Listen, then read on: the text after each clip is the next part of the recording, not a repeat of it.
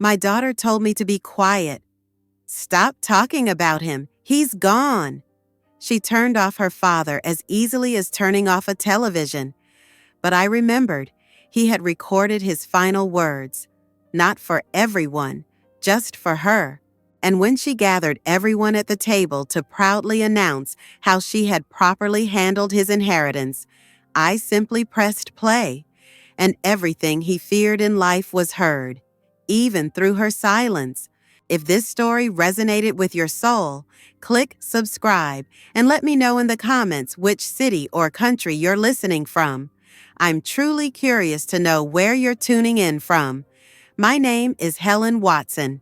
I was 68 years old when I first began to notice the silence turning into something heavier than stillness. I had lived in the same small town in Vermont my entire life, taught children for 20 years, ran the school library for another 25. I was the kind of woman who remembered who checked out which book, even if they returned it late by a decade. I had hands that smelled like old paper and lavender lotion. I didn't make noise. I made order. I filed things. I labeled things. I remembered things other people forgot. The chair creaked beneath me as I sat, but the sound was familiar. It was the same deep groan it made when my husband David used to shift his weight to get comfortable. He died 6 months ago. I still sat in his chair. Mine faced the window, but his was warmer, better padded, and more central. It used to annoy me. The way he left newspapers folded the wrong way on the side table. The way he never learned to rinse his teacup. But now those memories had grown delicate, almost sacred. The living room hadn't changed much. The framed photos on the mantel hadn't been dusted in a week, and a part of me hoped the thin layer of film gave them some kind of protection.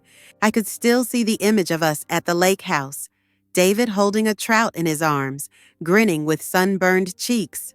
In another photo, our daughter Liz was 6, her hair tangled and her mouth open in a laugh so wide it looked like the sound would burst from the frame. She hadn't visited since the memorial service. She said she was busy, work, life, all of it. She had a way of making excuses sound noble, as if ignoring me was somehow a favor to herself. I didn't press. I never did. I had learned too well what it meant to ask for attention and receive pity in return. Each morning followed a pattern. I'd rise before the sun, make a pot of weak tea, and sit in David's chair. I'd wrap the Afghan he used during his final weeks around my legs and let the fabric remind me he was once warm, once here, once speaking. The radio stayed off. I didn't need voices that didn't know me. Some days I caught myself pretending he was simply out, that he'd return from the shed with dirt on his boots, or call out from the garage for a socket wrench he never put back in the right drawer. I didn't answer those thoughts. I let them echo. I let the silence wrap itself around them, like frost on old window panes. Outside, the maple trees had just begun to bud. Spring in Vermont was subtle, slow. The ground stayed damp, and the robins were always first to believe in warmth. I watched them from that chair, counting the way they hopped across the porch railing, heads twitching like they were looking for something they hadn't yet lost. I hadn't moved much since the funeral. The days slipped into each other, and the mail came like clockwork. Most of it was addressed to David. Catalogs he never subscribed to, offers for credit cards he never wanted. Sometimes I wrote deceased in block letters across the envelopes and walked them back to the mailbox. Other times I kept them, stacked them neatly beside the hearth like proof that someone had once lived here with me. There was a kind of safety in ritual. I dusted his books but never opened them. I washed his coffee mug but never used it. I fluffed his pillow but never lay on his side.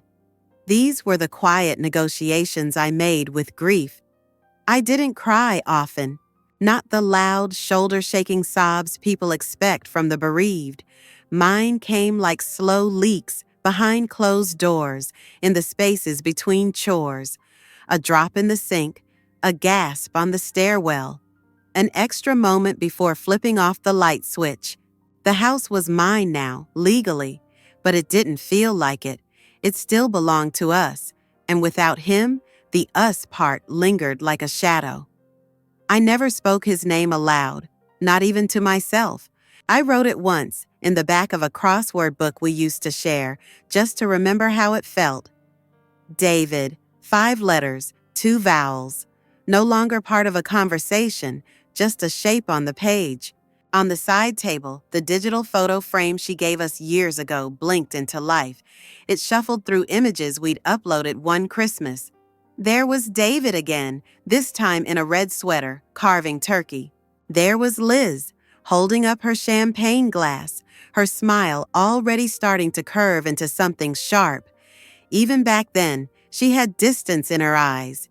Even then, I'd known something was slipping. The sun had climbed halfway up the window when I finally stood. My knees cracked, but I didn't rush. The kitchen was clean, the counters empty.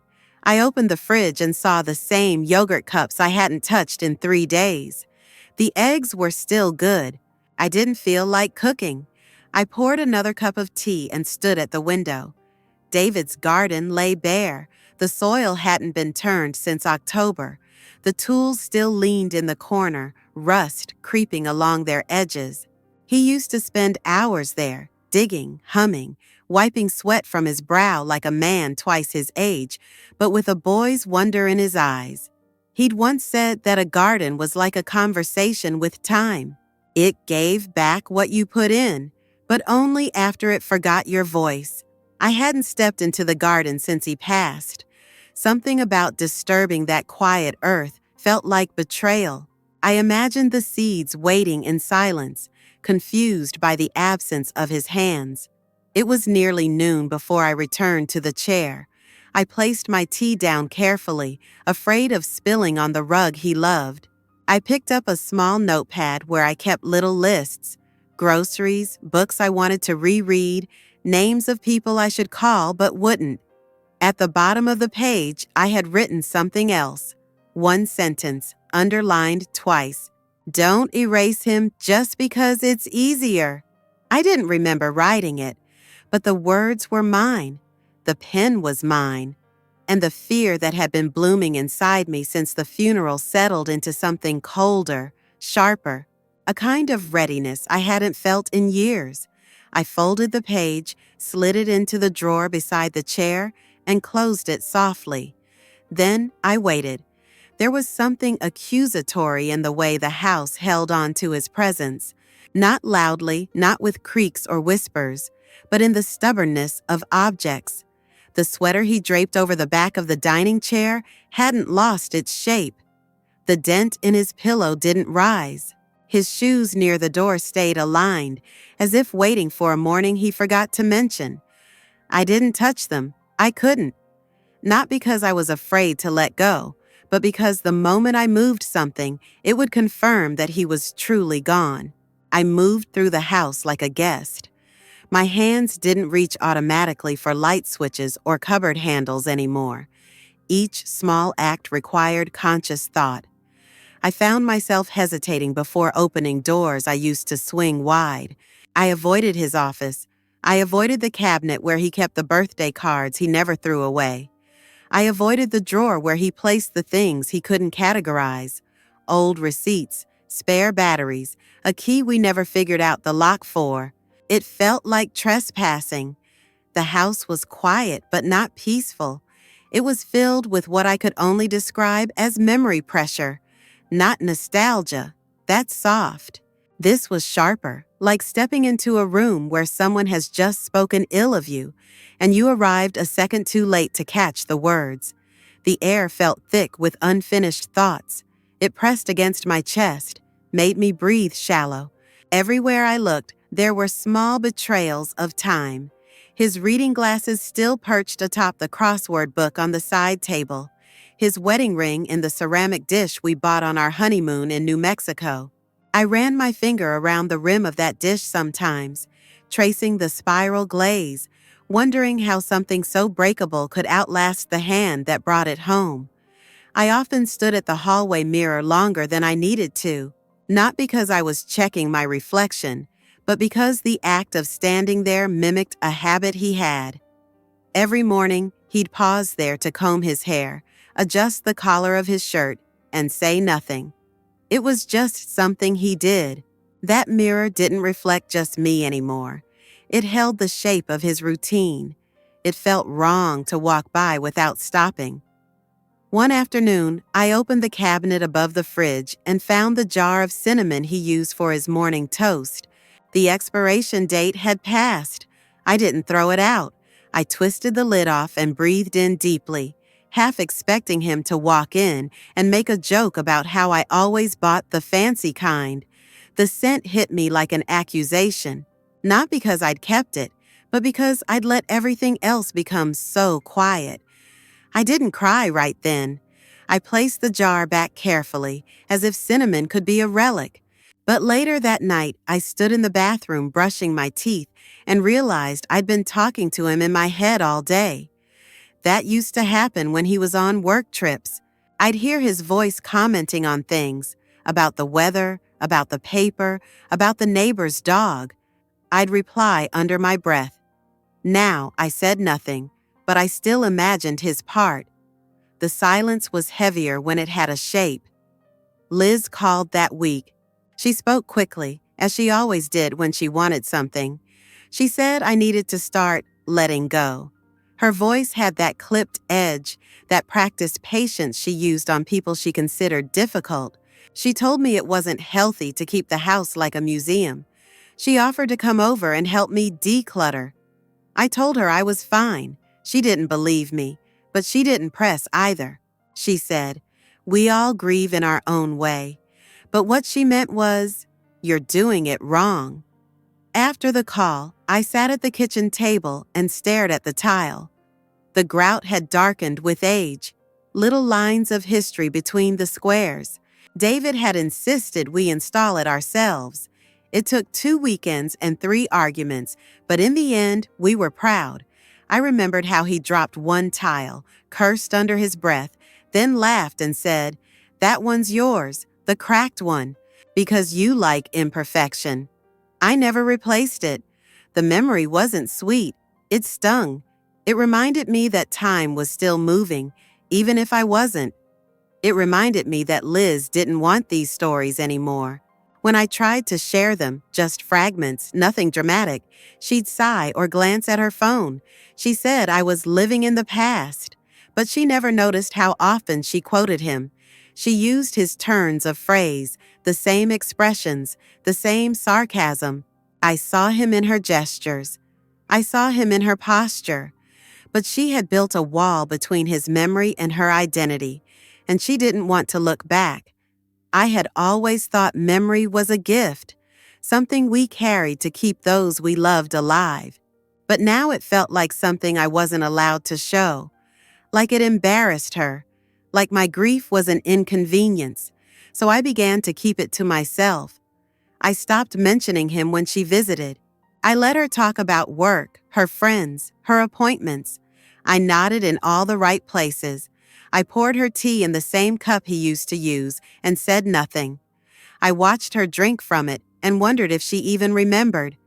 Probably not. That was when the guilt began to shift. It was no longer about losing him. It was about losing the space to keep him with me. I felt like I was hiding a smuggled treasure, something sacred that would be confiscated if discovered. I didn't want to turn him into a story, reduced to a few anecdotes and platitudes. I wanted him to stay complex, real, whole. So I began to write, not long pieces, just sentences, observations. I filled small notebooks with fragments, things he used to say, recipes he made from memory, the way he folded his laundry, the names of birds he taught me when we went walking. These weren't diaries, they were ledgers of presence. They were my way of refusing to let the world rewrite him as background noise. Some nights, I placed one of the notebooks beside me in bed, not to read, but to feel the weight of it, like a hand on my shoulder, like proof that memory, when kept alive, could be louder than silence. And yet, no matter how I tried to preserve him, there was always the creeping sense that my grief was being watched, judged, by others, by Liz, by time itself, as if there were a deadline for mourning, and I was failing to meet it. But I didn't want to move on. I wanted to move with. I never said that aloud. I didn't need to. The house already knew.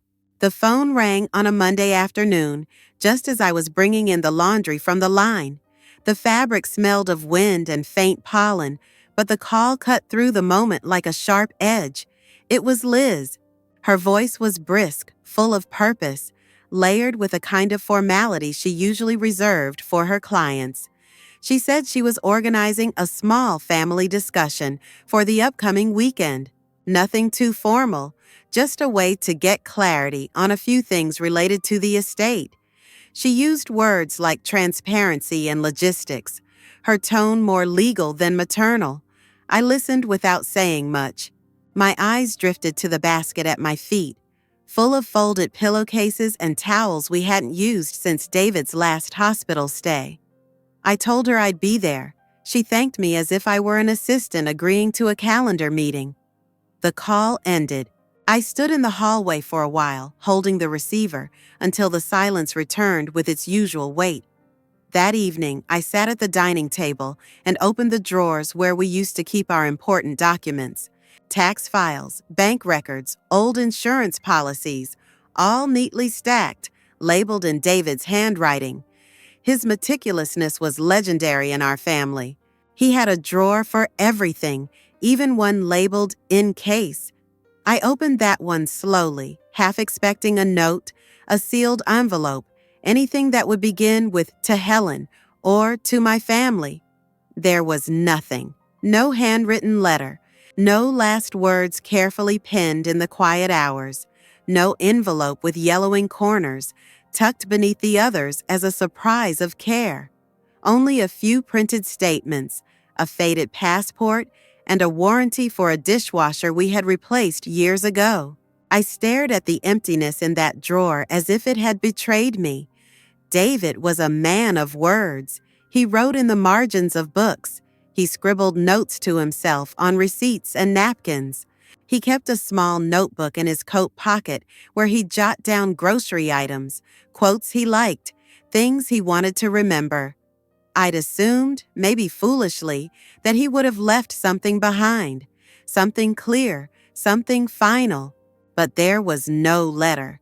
I went to the bookshelf in the living room and ran my hand along the spines, searching for any volume he might have hollowed out, any place he might have hidden something private. I found a postcard between the pages of an old mystery novel, blank except for a sketch he'd done of the lake. I found bookmarks, receipts from roadside diners, even a pressed maple leaf from a trip we took in 1989, but no letter. Later, I sat in his armchair and tried to remember if he'd said anything in those final days. Not just the obvious things. "Thank you, I'm tired. It's okay." But something more deliberate. Something shaped like a message. But his voice in those last weeks had been so faint, so infrequent. There were days he barely spoke at all. I realized, with a chill, that perhaps he never expected a moment of farewell. Perhaps he thought the living would be enough. Liz arrived early on Saturday, heels clicking across the porch like punctuation. She brought folders, charts, a laptop. She moved through the house like a realtor, scanning, calculating. I watched her from the kitchen doorway. She sat up at the table and opened her folders with a performance of control. The others arrived slowly. Cousins, in-laws, David's brother. It wasn't a crowd, but it was enough to make the room feel crowded. She began by stating facts. David had not left a will, she said. She had checked with the attorney, searched for documents, and confirmed there was no record of a formal testament. She made it sound conclusive, professional, final. Then she outlined what she believed were the practical next steps. She said that as the only child and closest surviving heir, she would assume responsibility for the estate. The house, the savings, the small lake cabin we hadn't visited in years. She mentioned probate, but glossed over it as if it were merely a speed bump. Her tone implied efficiency, benevolence, even generosity. I didn't interrupt. Everyone looked at me from time to time, expecting perhaps a nod or a word of agreement. I offered neither. I simply listened. Inside, a slow unease was unfolding. I knew David. I knew the way he thought, the way he planned. He didn't trust the idea of chance. He kept receipts from gas stations for years, just in case.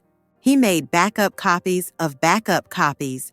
The idea that he hadn't left a will was not just strange, it was impossible. But I said nothing that day, not because I believed Liz, but because I needed time to remember, to really remember. That night, after the guests had gone and the house was empty again, I sat by the window in the dark.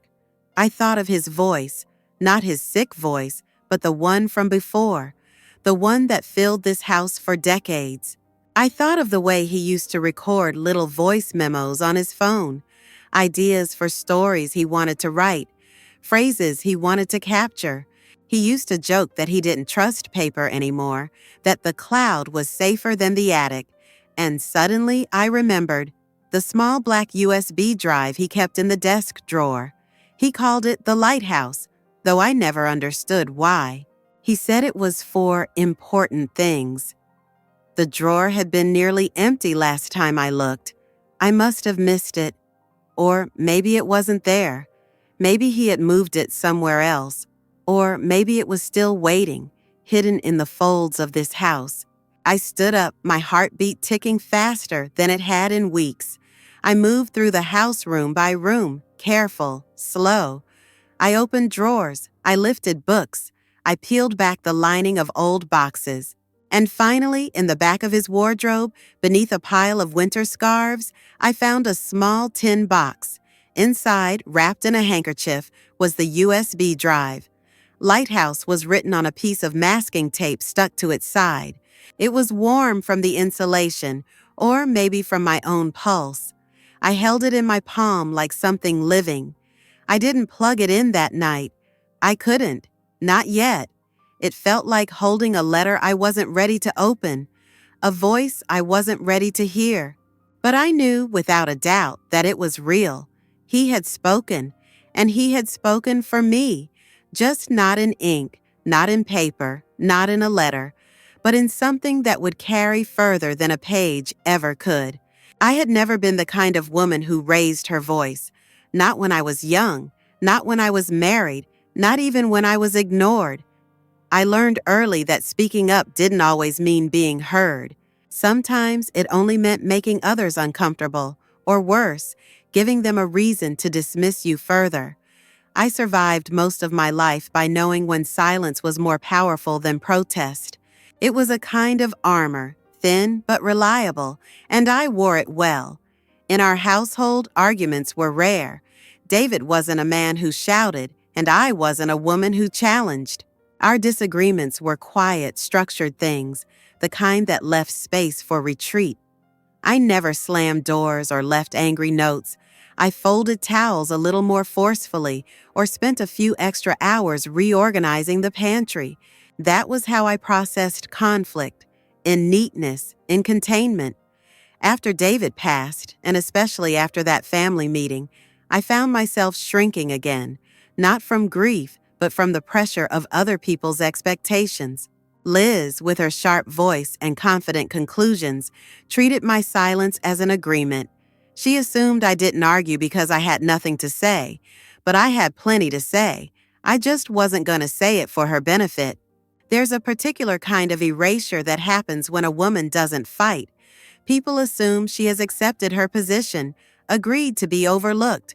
They assume her silence means consent. But I didn't consent. I simply observed. And remembering that made me feel more solid than I had in weeks.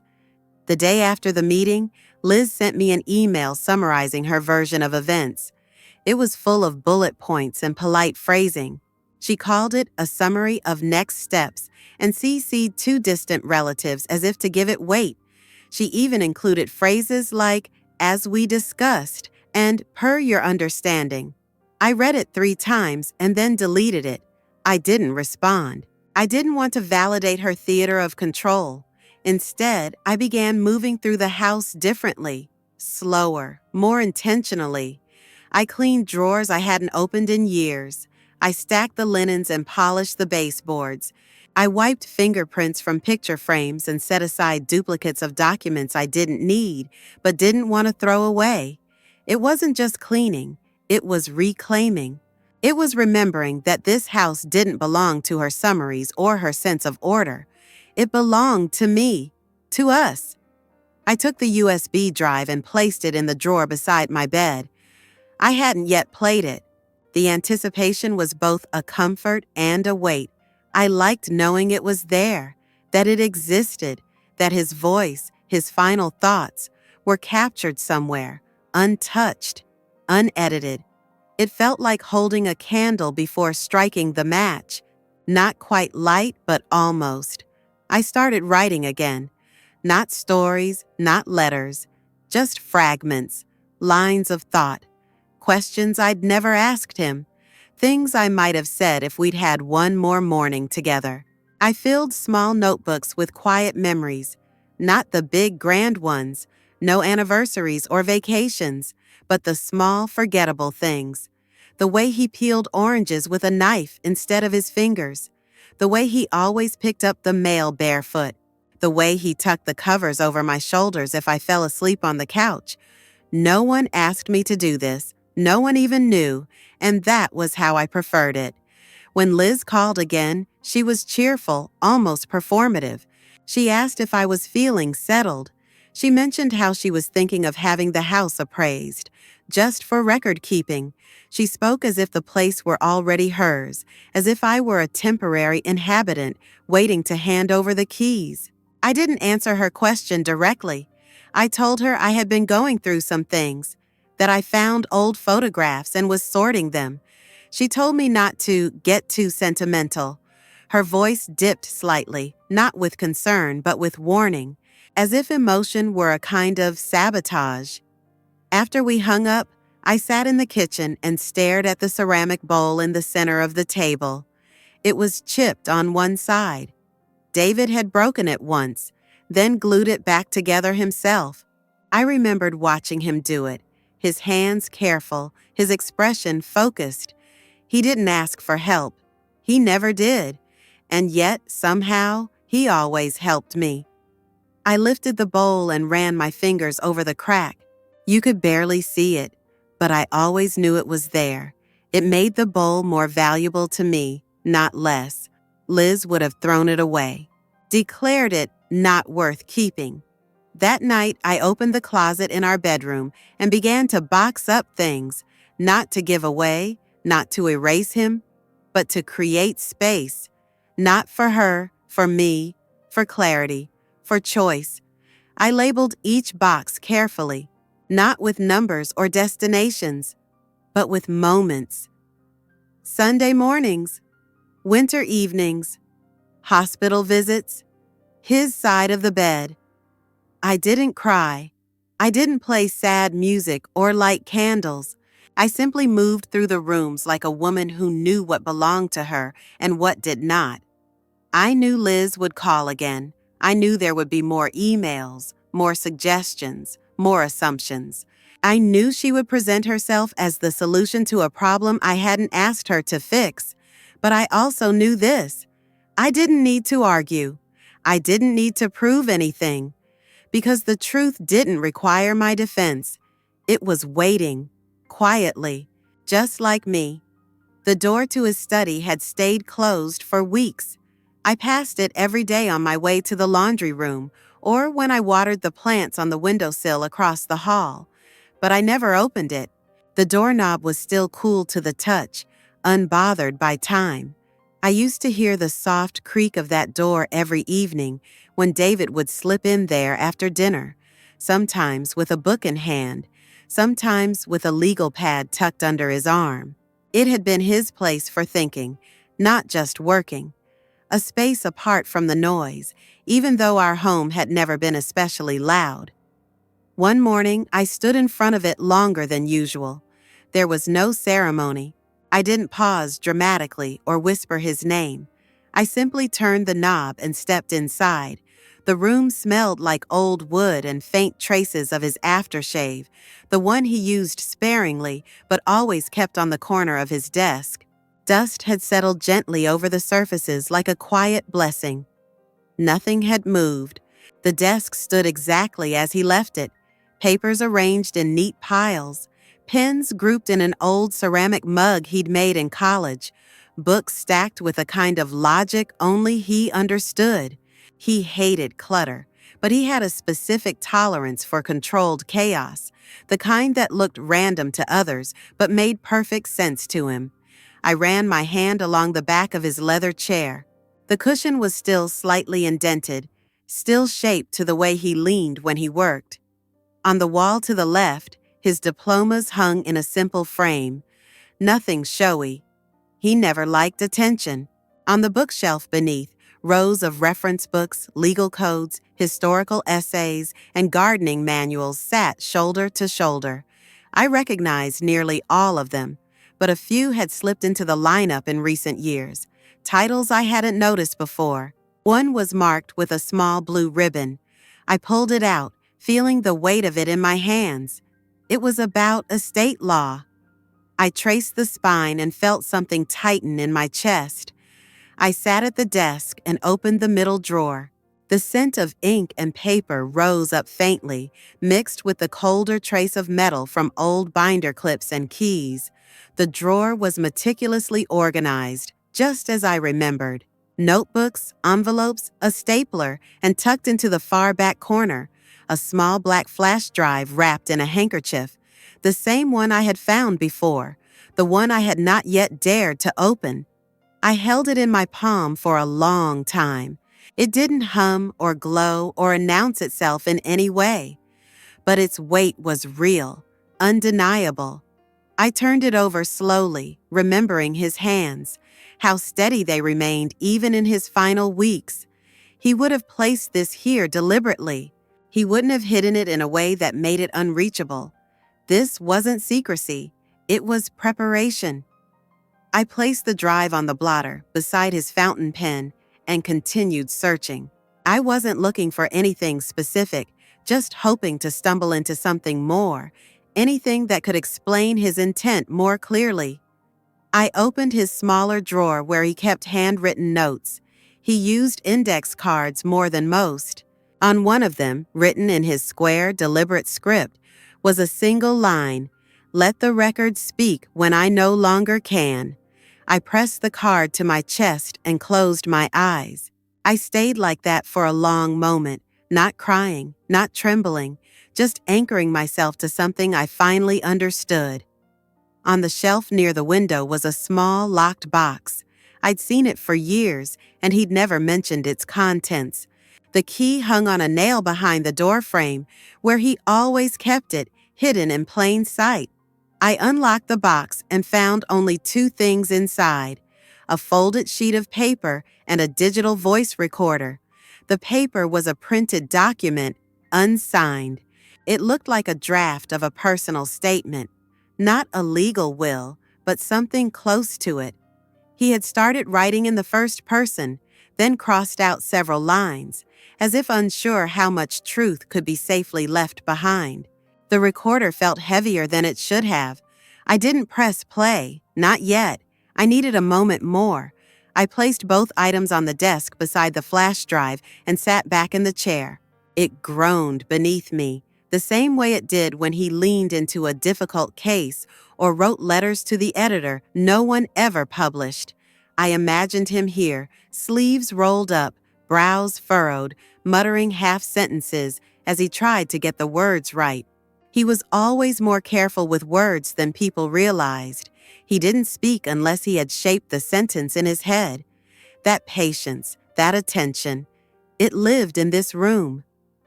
I stood and walked to the filing cabinet against the far wall. It was full as I expected, folders arranged alphabetically, labeled in his precise hand. I flipped through them slowly. Insurance, tax records, medical receipts. At the back, a folder labeled "For Helen." My hands paused. The folder was thinner than I imagined. Inside, only a few pages. One was a printed itinerary from a trip we never took. Another, a photograph from our first apartment, creased at the corners. And then, tucked between them, a list. Not of tasks, not of possessions, but of wishes. 1. That you remember I loved you first. 2. That she learns what kindness really means. 3. That truth does not die in silence. I sat down again, this time slower. I read those lines over and over. They weren't instructions. They weren't demands. They were the remnants of a voice that still trusted me to do the right thing. As the afternoon faded into evening, the light in the study shifted, growing softer, stretching across the floor like a warm hand. I didn't move. I let it find me. I let the room breathe around me. The silence here wasn't empty. It was full, not of grief, but of memory, of presence. I looked at the items laid out on the desk, the flash drive, the recorder, the note. They weren't evidence. They weren't leverage. They were a gift. And I wasn't going to use them to win an argument or prove a point. I was going to use them to restore a voice, his. The invitation came by email, which somehow felt colder than a call. It arrived in the early morning, just as I was pouring water into the kettle. The subject line read, "In honor of Dad, family dinner."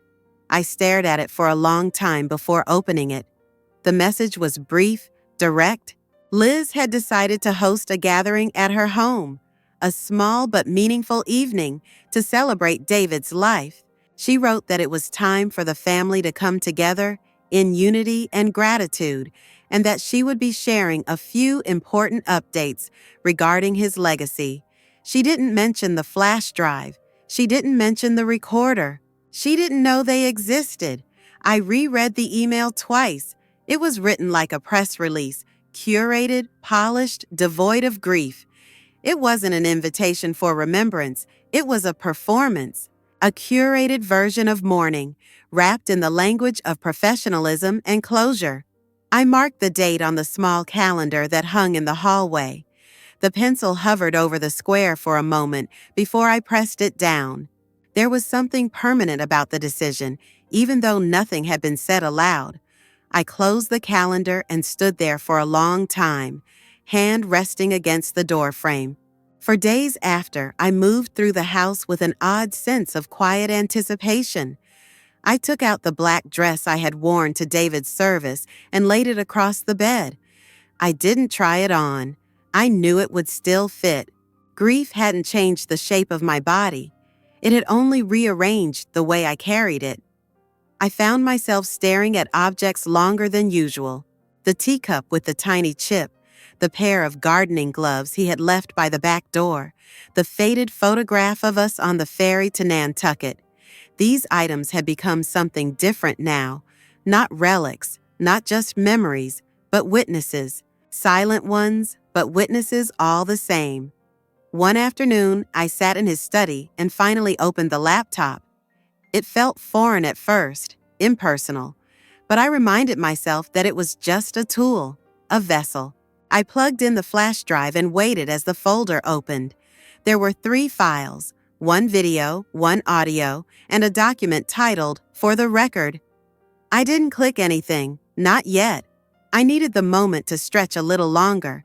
Instead, I prepared. I found the small portable speaker David used for playing jazz in the garden. I charged it fully. I tested the volume. I placed the flash drive carefully into my bag, along with the speaker and a printed copy of the document. I didn't know exactly what I would do with them. I just knew they were coming with me. Liz called the day before the dinner. Her voice was bright but tightly wound. She confirmed the time, the address, the dress code. "Nothing formal," she said. "Just simple and tasteful." She said she was grateful I was coming, that it meant a lot. I told her I would be there. She didn't ask any questions. She never did. Not anymore. That night, I sat at the kitchen table and reread David's list, the one with his 3 wishes. I copied the words onto a small index card and folded it into my wallet. I didn't know if I would need it, but it felt important to carry. I thought about the people who would be at the dinner. His brother, a few cousins, perhaps a friend or two from the town council. I imagined their faces, the way they would nod when Liz spoke, the way they would smile politely, applaud at the right moments. None of them would expect to hear his voice. None of them would expect the truth. I didn't plan to make a scene. I didn't want drama. I wanted something quieter, something weightier than spectacle. I wanted David's voice to fill the room not with anger, but with presence, with finality, with a kind of authority that no spreadsheet or summary could erase. The morning of the dinner, I took a long walk through the neighborhood. The air was crisp, tinged with the last hints of winter. Birds moved from branch to branch above me, small flashes of motion in a still world. I passed houses that looked the same as always, yet each window held a different story, a different silence behind the glass. When I returned home, I made tea and sat in the armchair, the one that had molded itself to David's frame over the years. I closed my eyes and listened to the quiet. Not the absence, but the stillness. There was a difference. The absence shouted. The stillness waited. I thought about what truth actually meant. Not as a fact, but as something lived. David's truth wasn't in the documents Liz had compiled. It wasn't in her summaries or her carefully chosen words. It was in the sound of his voice, the careful cadence of someone who had waited too long to speak. I had held that voice like a secret, protected it like something fragile. But now, it was time. In the final hour before I left, I placed the speaker and flash drive in a small canvas bag. I added the printed document neatly folded. Then, just before zipping it shut, I tucked in the photograph from our ferry trip. It wasn't for anyone else. It was for me. The car ride to Liz's house was quiet. I kept the radio off. The road stretched out like a line I had no choice but to follow. Houses blurred past. Mailboxes leaned forward in the wind. The sun was beginning to set, casting long shadows across the pavement. It reminded me of the day David came home with a new briefcase, saying he finally felt ready to let go of old things. But he never let go of me. Not really. When I pulled into the driveway, I sat in the car for a moment longer, letting my hands rest on the wheel. Liz's house was large, newer than ours, with wide windows and a manicured lawn. A few cars were already parked out front. I watched as a couple walked up the steps, laughing softly. They had no idea what they were walking into. I reached for the bag, checked the contents once more, and stepped out into the fading light. The truth was coming, not as an accusation, not as vengeance, but as something more enduring, something earned, something that could no longer be ignored. I arrived just as the sun dipped below the horizon. The sky had turned the color of damp ashes, and the lights inside Liz's house were already glowing with that curated warmth, designed more for show than comfort. I stood for a moment on the sidewalk, adjusting the strap of the canvas bag on my shoulder before walking slowly toward the door. Each step felt deliberate, as if I were crossing not just a yard, but a boundary I had kept intact for too long. The front door opened before I could knock. Liz stood there, smiling, polished, wrapped in a soft beige sweater that matched the sterile elegance of her living room. She greeted me like a hostess greeting an old client, pleasant but emotionally economical. She thanked me for coming, said how good I looked, motioned for me to enter. Her eyes flicked to the bag briefly, but she said nothing. She didn't ask what was inside. The house smelled like rosemary and lemon, the kind of scent produced by candles with names like Sunday Comfort or Restorative Clarity. The furniture was expensive but lacked history. There were flowers on the table, perfectly arranged, petals spread like obedient hands.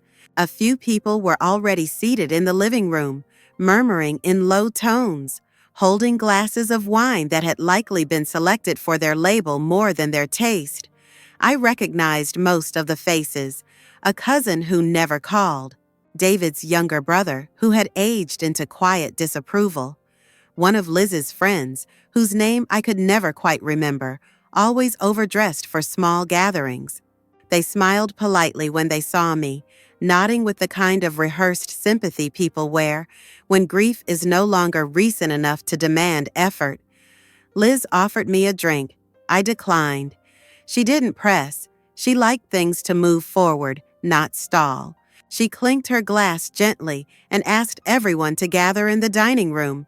The table was set with white linens, gold-rimmed plates, and perfectly polished silverware. She'd always had a flair for presentation. We sat. I placed my bag beside my chair, close to my leg, as if to shield it. Conversation floated above the table like perfume, light, evasive, harmless. Someone told a story about David's old jokes. Another recalled a summer trip with half-finished details. It was all pleasant, safe, packaged. There were no sharp edges, no messy truths. Liz rose before dessert, cleared her throat with the practiced grace of someone who had led many meetings. She held her glass aloft and began to speak. She talked about legacy, about resilience, about how David had taught her the value of discipline and independence. Her words were smooth, round, carefully arranged. She quoted something he once said, though the phrasing was off. She said he believed in order above emotion, and I felt the sentence sink like a stone into my chest. That wasn't his voice. That was hers, and it was being grafted onto his memory with a surgeon's precision. People nodded. A few raised their glasses. One person dabbed at the corner of their eye. Liz smiled, content with the performance, and took a small sip from her glass. Then she gestured for others to speak, but the room remained quiet. No one wanted to follow her. Her tribute had sealed the moment shut. I didn't stand immediately. I waited. I waited until the air settled, until the silence thickened. Then I reached into my bag and removed the small black speaker, placing it gently in front of me. The room shifted slightly, as if air had been pulled from it. Liz tilted her head, eyes narrowing, smile faltering just slightly. I didn't explain. I didn't announce. I simply pressed play. At first, nothing. Then the static hum of a cheap microphone, and then David's voice, rough, familiar, impossibly present. The room froze. He didn't speak with grandeur. His words were calm, deliberate, unmistakably his. He began by talking about truth, about what it meant to leave behind something that mattered. He talked about love, not as obligation, but as choice. He mentioned me by name, said I had been his anchor in deep water. He thanked me for holding him together when he had nothing left to offer. His voice cracked once, and I watched as a fork slipped from someone's hand and clattered softly against the plate. Then came the list. He said he had recorded this message not because he distrusted anyone, but because he knew how easily things were rewritten in his absence. He named the house, the lake cabin, the accounts. He named me. He didn't mention Liz until the end. When he did, his tone changed. Not cruel, not cold, but firmer. He said she had strength, but also distance, that he hoped one day she would understand the difference between control and care. And then, softly, almost to himself, he said, I didn't raise her to replace me. The recording ended. No one spoke. The silence was different now, charged, awake. Liz remained standing, her face pale, lips slightly parted as if to form a rebuttal that never came. The others shifted uncomfortably, eyes avoiding mine, then hers. I turned off the speaker and placed it back into the bag. I didn't make a speech. There was no need. David had said everything, not just the facts, but the things I could never have said without being accused of bitterness. He had given me more than a will. He had given me the final word, and it wasn't even mine. It was his. The drive home was quiet. Not the kind of quiet that weighed down the air like sorrow, but the kind that comes after a storm, when the branches have stopped shaking and the leaves lie still on the ground. I didn't turn on the radio. I didn't speak. The road was empty, the streets faintly lit by amber streetlights, and every few blocks I could hear the crackling of dry leaves as I rolled over them slowly, like time breaking under the tires. I didn't feel victorious. There was no rush of triumph, no relief blooming in my chest. What I felt was something simpler, something quieter. I had carried a truth into a room that had long tried to suffocate it, and I had let it breathe, not for revenge, not for applause, only to remind myself that it still existed. When I arrived home, I didn't go straight to bed. I placed the canvas bag gently on the table and removed the speaker, the flash drive, the folded paper. Each item had done its part, and now they sat in the dim light like tired instruments after a final performance. I wiped the condensation from my glasses and stood for a moment, unsure what to do next. I made tea. The kettle took longer than usual to boil, or maybe I just stood still longer than I needed to. I chose the blue mug, the one David always reached for on rainy mornings. The ceramic edge had a small chip, worn smooth from years of use. I didn't mind its imperfection. It reminded me of the realness of things, how they break, how they remain.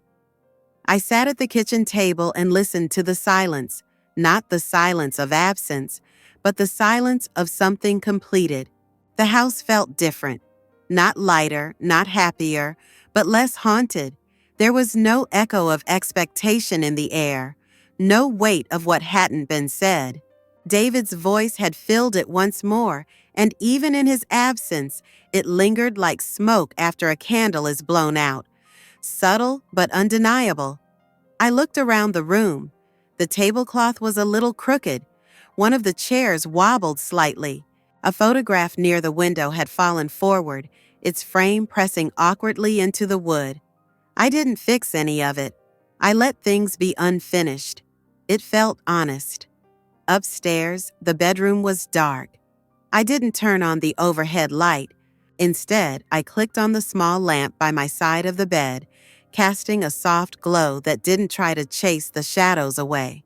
I undressed slowly, folding my clothes over the back of the chair like I used to when David was still alive, as if he might need to step past them in the dark. The bed was cool. I slid under the covers and stared at the ceiling for a while. I could still feel the weight of the room I had left, the stunned silence, the way no one quite knew where to look after the recording ended. I didn't expect thank yous. I didn't expect phone calls or apologies. I had delivered no verdict. I had simply pressed play.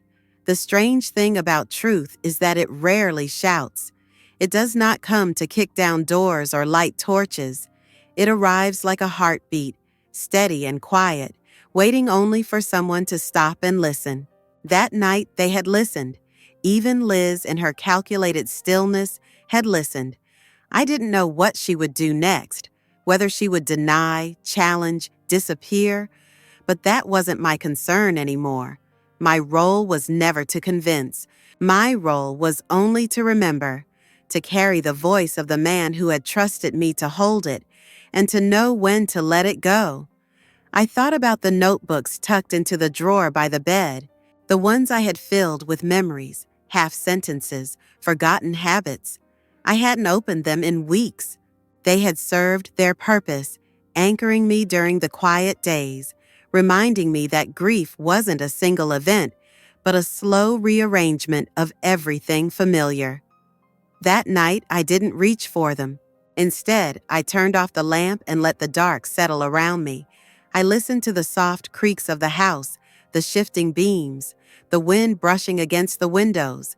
Nothing demanded my attention. Nothing called my name. I had said nothing at the dinner, not a word, and yet everything that needed saying had been spoken. There was a strange peace in that, not joy, not closure, but peace.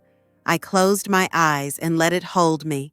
The letter came in a plain white envelope with no return address. It arrived 3 days after the dinner, slipped quietly into the mailbox between a supermarket flyer and a property tax notice. The paper was heavy, the kind that implied importance, but the envelope itself was unmarked. No logos, no stamps from a law office, no handwriting to suggest who had sent it. I held it for a moment on the porch, sunlight warming one side of my hand, before walking inside. I set it on the kitchen table and made tea before opening it. It felt strange to do something so ordinary while something unread sat only inches away. But I had learned long ago that routine steadies the nerves. I stirred the honey into my cup, sat down slowly, and peeled the envelope open with deliberate care. Inside was a single sheet of paper, no greeting, no closing, just a statement. It informed me that a recent audio recording had been submitted as supplemental evidence regarding the estate of David Watson. It explained in precise legal language that such recordings, while unconventional, were permissible under Vermont probate law, provided they met certain criteria. The letter went on to state that the contents of the recording aligned with the personal and financial records already on file, and that no further disputes regarding the distribution of property would be processed. I read the letter 3 times. It was not a ruling, not a warning. It was confirmation. There was no mention of Liz, no mention of family dinner or discomfort or disbelief, no emotion, no apology, just acknowledgement, as if the truth had passed through a machine and emerged stamped and cataloged, a fact among other facts. It was exactly what David would have wanted. And yet, as I folded the letter back into the envelope and placed it in the drawer beside the phone, I felt a strange emptiness, the kind that arrives not when something is lost, but when something long held finally lets go. I didn't hear from Liz. Not that day, not the next. The silence from her side was louder than any message she could have sent. She had always relied on language as her strongest weapon, and now that words had failed her, she vanished into quiet.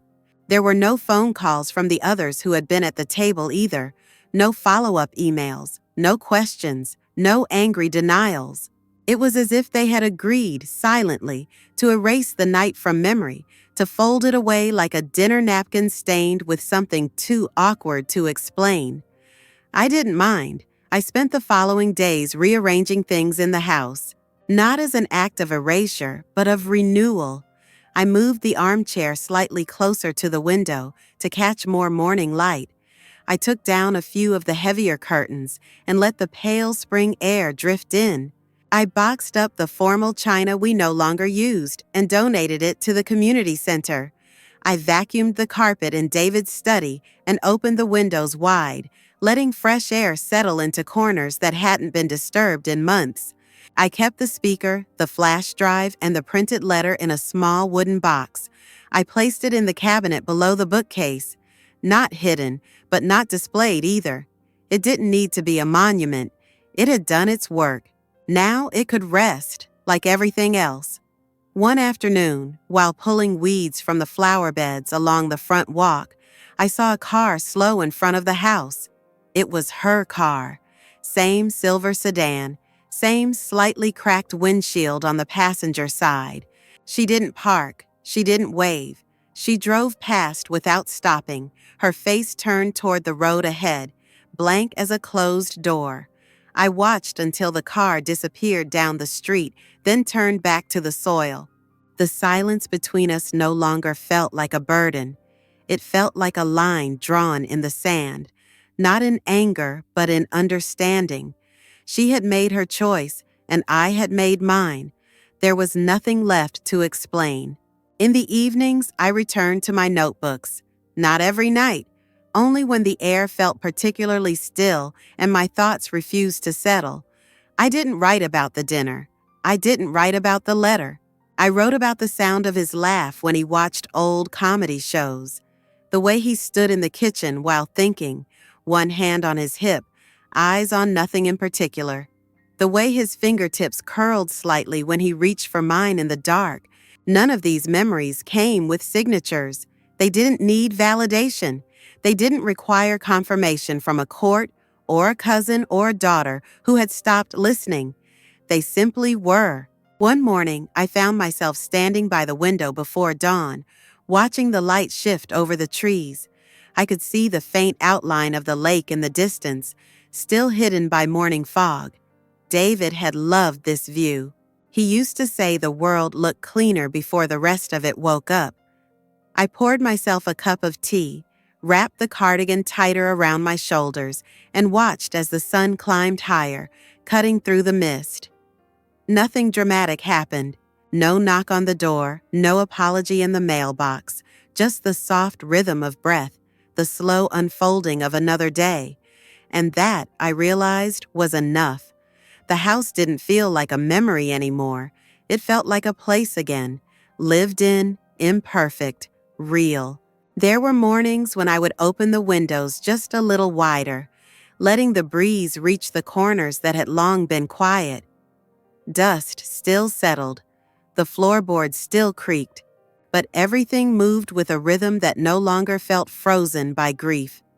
I began to speak out loud again, not to anyone in particular, just to the walls, to the air, sometimes to David. It wasn't dramatic. I'd say things like, "That goes here, not there," or, "You would have laughed at this, you know."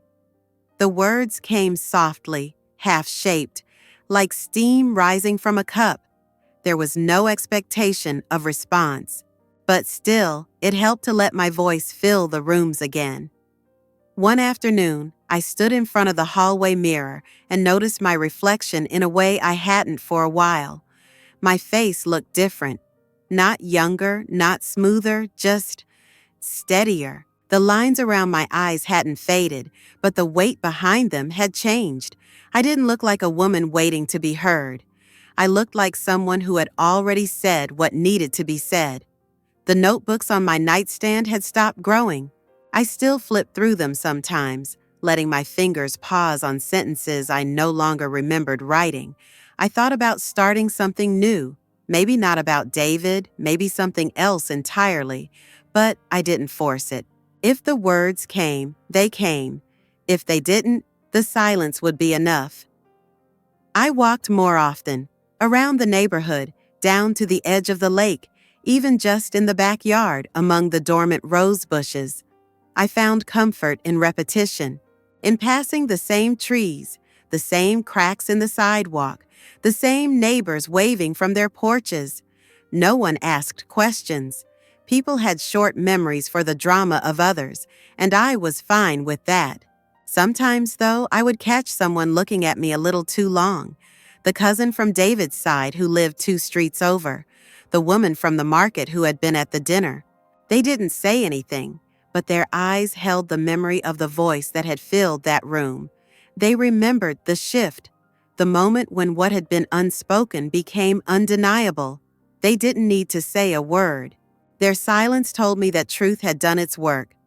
One morning, I received a package. No note, no sender listed, just a box, wrapped neatly, addressed in clean handwriting. Inside was a framed photograph I had never seen before. David sitting on the porch steps of the lake cabin, holding a mug in both hands, looking out toward the water. He wasn't smiling, but his face was soft, his eyes distant. Someone had taken it without his knowing, and that made it feel even more real. Behind him, the early fog curled around the trees like breath. The image was quiet, strong, undeniably him. I placed the photo on the mantel, not centered, just slightly off to the left, near the old clock that no longer ticked. I didn't tell anyone about it. I didn't ask who had sent it. It didn't matter. It was a reminder, not of him being gone, but of the way he had stayed. The voice on the recording hadn't played since the dinner. I didn't feel the need to hear it again, not because it was painful, but because it had already done what it needed to do. It had drawn a line in the air. It had filled a room that tried to forget. It had reminded people that love, when spoken clearly and without vanity, carries further than resentment ever could. There were moments when I imagined playing it again, not for others, just for myself, late at night in the dark, with only the faint glow of the screen for company. But I didn't, not out of fear, but because I wanted his voice to remain where it had landed, in their memory, not mine. I sometimes thought about Liz, whether she had watched the recording again, whether she had listened closely or only enough to feel wronged. I didn't hate her. That would have been easy. What I felt was harder to name. Something like mourning, but not for David. For her. For what she had missed. For what she still refused to carry. The legal matters concluded quietly. The house remained mine. The accounts settled. There were no more meetings, no more forms. The world, as it often does, moved forward with a mechanical grace, indifferent to the tremors that had once seemed so consuming. One evening, I walked into David's study, not with intention, but from habit. I ran my hand along the edge of the desk, then opened the window. Outside, the dusk settled low, pressing gently against the horizon. The trees stood in silhouette, patient, still. I sat in his chair and leaned back, eyes closed. In that moment, I heard him, not from a speaker, not from a recording, but from somewhere else, from memory, from the spaces between words, from the weight of his presence that still lived in the angles of the room. It wasn't a sentence, not even a thought, just a sensation, like a familiar scent or the warmth of a long-held hand. That was the voice I had always known, the one that didn't need sound to be heard, the one that stayed even when the recording stopped, the voice off-screen, the one that never left,